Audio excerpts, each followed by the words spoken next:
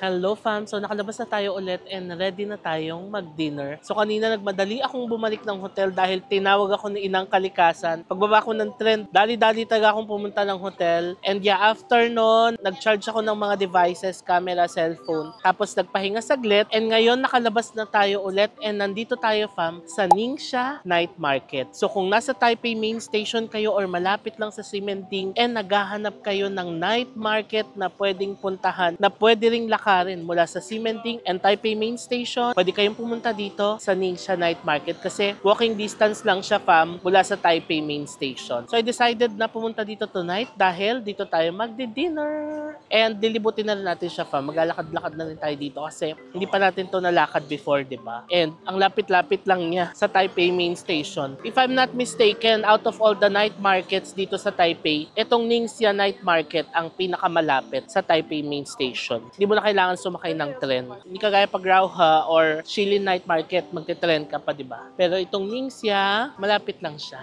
Halika na, simulan na natin ang paglalakad dito sa Ningxia. Anyway, meron tayo ditong sweet potato ball. Ito fam, napakasarap din ito. Una pa lang, no, masarap na agad. Pero true, masarap talaga siya. Bitter tea. Ay, ito yung hinahanap ko sa Ximending, yung bitter tea. Pero mamaya na tayo mag-drink. Sakain muna tayo. Ito juice. Ito sikat din dito to, yung mga grilled beef. This one, isa sa mga favorites din natin, ang peanut roll ice cream. Itong grilled corn, mukhang masarap din, no? Tinitimplahan nila. Barbecue sauce. Barbecue sauce. Yes, special sauce. So no sweet. Oh, nice. Papaya milk. Sarap din ito, di ba? So, dito sa Taipei, marami ding mga duck. So, ito, Dongshan braised and fried duck head. So, iba't ibang parts ng duck ito. Mga laman loob, tapos pati yung ulo ng duck. Ayun. Siyempre, hindi mawawala ang stinky tofu dito sa Taipei. This one, sikat din dito fam, ang scallion pancake. Pero sikat to sa umaga, no, as breakfast. Pero pwede rin siyang snack sa gabi. Cantonese congee. Of course, hindi mawawala ang Taiwanese pork sausage. Ooh, sarap nito fam. Super favorite.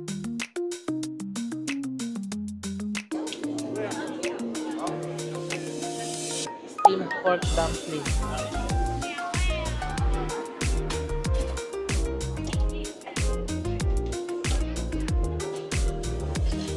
Ito, ano kaya itong pinipilahan nila? Ang dami pa mo, mahaba. Tingnan natin, na-curious ako. Taipei 1965. Parang sikat sa kanila yung oyster omelette. Ayan, no?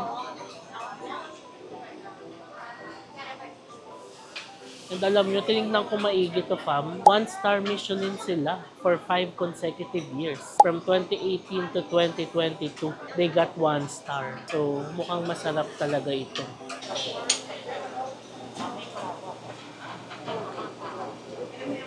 Tignan nyo yung pawis ko. Butil-butil na. Thank you Lord na wala na yung ambon. Hinubad ko lang yung cup ko. Now, diretso tayo. Kahit na Michelin siya, parang hindi ko type mag-oyster omelette ngayon kasi yun na yung kinain natin kagabi. Kung makabalik tayo dito sa Ningxia, try natin yan. Pero ngayon, hindi muna. Kasi kaka-oyster lang natin kagabi. Sige, diretso pa tayo. Tignan pa natin kung ano yung pwedeng mabili. Parang masarap din to, bombing, the big squid. Tapos iba't ibang flavors. Ito din, pinipilahan. Ano kaya ito? Wow, squid. Pero malalaking part ng squid. Sugar cane, ang ating favorite na juice. 100 NTD. Ito naman, gusto ko rin matry din ang guava juice. Pero hindi pa tayo kumakain. Mamaya, try natin yan. Ito sarap po. Chicken. Okay, narating na natin yung dulo ng food market. Okay, itong part kasi nito yung food market. Yung kabila kasi, mga novelty items na yung binibenta. Tapos may mga palaruan. So later na tayo dyan, fam. Kasi kakain na muna tayo dito. So maliit lang siya, no? Yun lang yun. Yung nilakad natin na yan, yan na yun hanggang sa kanto. So maliit lang siya, pero napakalapit lang sa Taipei Main Station. Pwedeng lakarin, di ba? It's not as big as Rauha and Shilin. Pero ang dami ding tinda. Ngayon na nakalakad na tayo, maghanap na tayo ng kakainan natin. So, balik tayo dito. Nakapag-decide na ako, fam, kung saan tayo kakain. Dito lang siya malapit sa Penglai Elementary School. May elementary school pala dito, no? So, dito tayo kakain. Rice with chicken, rice with braised pork. Mura lang, fam, oh. 40, 50, 60 NTD. Ayun siya, oh. Okay, 1 pork. How much? 50. Okay. Take out muna tayo ng Taiwanese pork sausage. Take away. Sesame. Ayan siya, oh. Okay, let's eat, fam. We have our chicken rice. Nag-search kasi ako kung anong masarap kainan dito sa Ningxia Night Market. And isa ito sa mga lumabas na masarap kainan dito. Ang Fangjiaji Roufan. So, since nag-Roufan na tayo kahapon, chicken rice naman ang in-order ko. Para maiba naman. Halika na, wag na tayo magpatumpik-tumpik pa. I-try na natin ang kanilang chicken rice.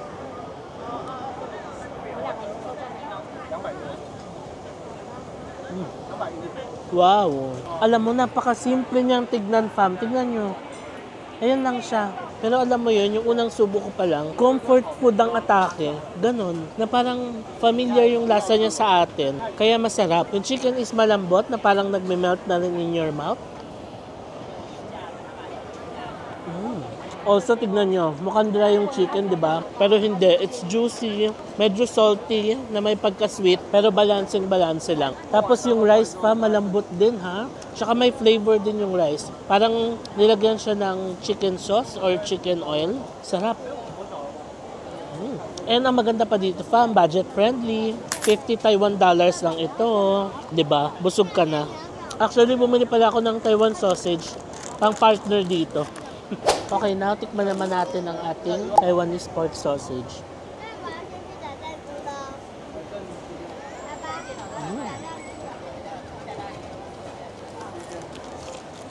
Ito din, grabe. Comfort food. Unang subo pa lang, fam. Yung lasa niya, fam, slightly sweet, savory, and juicy. Ayan, o, pag kinagat mo, ang juicy niya. And manamis-namis din siya, fam. Ayan. Tapos, ang sarap niyang kainin ng mainit na mainit. Kasi, feel na feel mo yung pagka-juicy niya.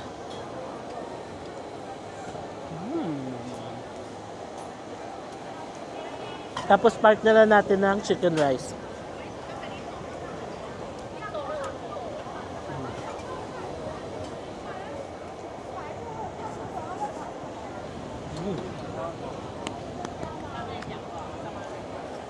Nakaka-happy, grabe. Parehong comfort food. Tapos na tayo kumain, fam. Grabe, ang sarap. Winner, comfort food. Hinahanap ko yung inumin. Kaso, guava na lang yung available do. Ayoko ng guava. Hanap pa tayo ng ibang inumin dito. Hinahanap ko rin yung parang balls na nakain natin sa Maokong Gondola. Di ba masarap yun? Wala din siya dito. Wala na nga yung yung hinahanap nating fruit juice. Pero meron dito guava juice. Guava juice na lang itry natin. For a change. Kasi lagi tayong papaya milk pag ganito, di ba? Or papaya juice. Hello, how much guava juice? 60? Yes. One please. Now, try natin ang guava juice. $60 Taiwan. Lasang guava. Char? Of course, lasang guava. Yung guava niya, hindi siya masyadong matamis, ha. So parang pure guava siya. Pero yung the fruit itself, manamis-namis na. So carry na din. Pero I'm not a fan of guava. Pero tinry ko rin for a change, di ba? Makatry man lang tayo ng iba. Anyway, nandito na ako sa part ng mga laruan. Ayan, oh. So, malalaking mga stuffed toys you can get here. Ito yung nakita natin kanina doon sa Tamsui, Old Street. Ay, hala! Gusto ni Baby sakto. Diba? Okay, i-goal natin, fam, na madala naman natin ng fam dito sa susunod. Sila Baby, si Sis, may enjoy nila dito. Ay, na-reach na natin ang dulo, fam. So, that's it. Yan lang. Maliit lang ang Ningxia Night Market. But, then again, sobrang accessible naman and lapit lang sa Taipei Main Station. Kaya, okay na rin. Tapos, ang daming food choices, di ba? Ngayon, maglalakad na lang tayo pabalik. And we're back sa ating hotel room, fam. It's currently 9:35 na ng gabi. Grabe, it's such a long day today. Pero happy naman ako at napuntahan natin yung mga destinations na gusto ko talagang puntahan today. Tamsui, Fisherman's Wharf, the Bay 2 area, tapos nakapag Ningxia Night Market pa tayo. So, ang haba nung araw, but I'm happy sa lahat ng mga napuntahan natin. And lahat naman ng details about the DIY trip na ginawa natin kanina na-share ko na sa mga clips kanina, fam, no? So again, kung pupunta kayo ng Tamsuy, pwede nyo lang ituhog yung Beito area. Mag-decide na lang kayo kung ano yung uunahin nyo sa dalawa kasi parehong nasa red line yan. Tapos,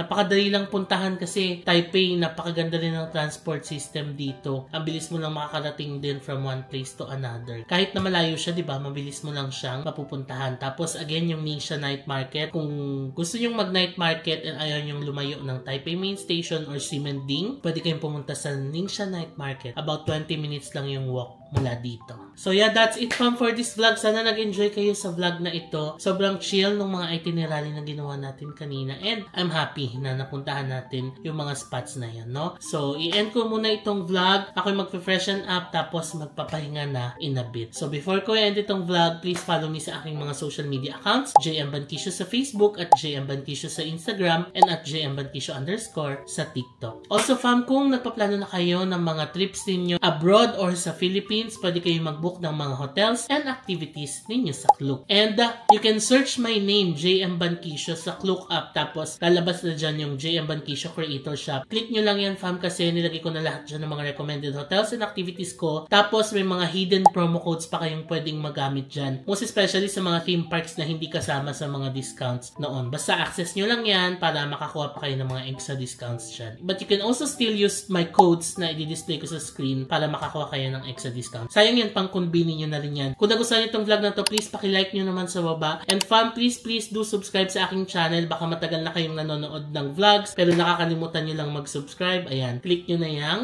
subscribe button sa baba. Hello fam! So before ko end itong vlog, I just want to take this opportunity para i-invite kayo sa darating na Saturday, July 19 from 10 AM to 9 PM for the Vloggers United Event 2025. So isa po itong pagtitipon ng mga favorite nyong content creators and we will be selling our pre-love stuff doon. So marami po kayong mabibili doon. Gaganapin ito sa SM Mega Mall, Mega Trade Hall. Again, July 19, 10 AM to 9 PM. So 100 pesos lang po ang entrance fee dyan and for the whole day na yan. And for that fee, makikita mo na yung mga favorite mong content creators doon, no? So, punta kayo, fam, at hanapin nyo yung booth ko malapit doon sa stage. And magchika-chika tayo doon. You can also buy my pre-love stuff. And also, pwede tayo mag-pictures and videos doon. So, see you, fam. Again, Vloggers United event at SM Mega Mall Mega Trade Hall, July 19 from 10 AM to 9 PM. See you there! So, maraming salamat, fam, sa panonood and I'll see you on my next Taipei vlog. Good night! Bye!